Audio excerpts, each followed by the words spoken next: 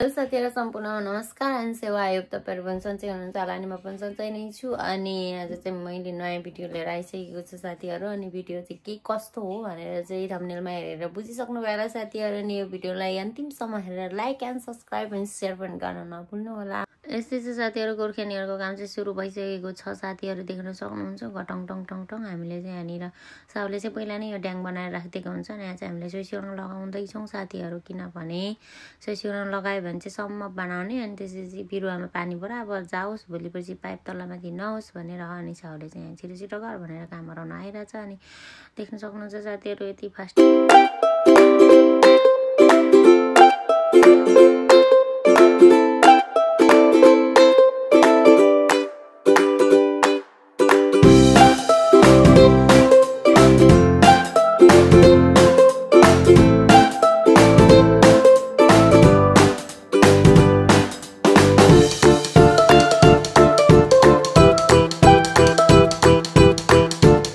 लगाउने काम धमाधम चल्दैछ साथीहरु। तीनटा चाहिँ लगाइसक्यो अब एउटा बाँकी छ लास्ट।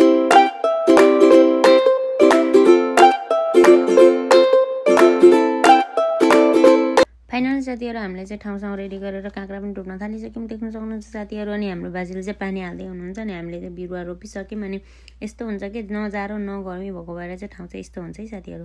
लाइ साथीहरु काँक्रा रोपेको चाहिँ मात्र 3 दिन हुँदै त यस्तो राम्रो भइसक्यो हैन। अब यो 1 महिनामा त खाने बेला नै भइहाल्छ। सो दामी हुँदैछ दामी पानी मिलाउने काम हुँदैछ क्या यहाँ। काँक्राको गोरमेल पनि सुरु भइसक्यो साथीहरु यत्रो भइसक्यो देख्न सक्नुहुन्छ नि यो चाहिँ 7 स्टेपसम्म हामीले चाहिँ यसरी निकालेर फ्याल्नु पर्ने हुन्छ क्या यो चिचिलाहरुलाई चाहिँ अनि त्यसपछि लगातार छोड्यो भने चाहिँ अनि एकदम राम्रो एउटै लेभलको फल्छ भनेर चाहिँ हामीले यसरी काम गर्दै छौं है गाइस।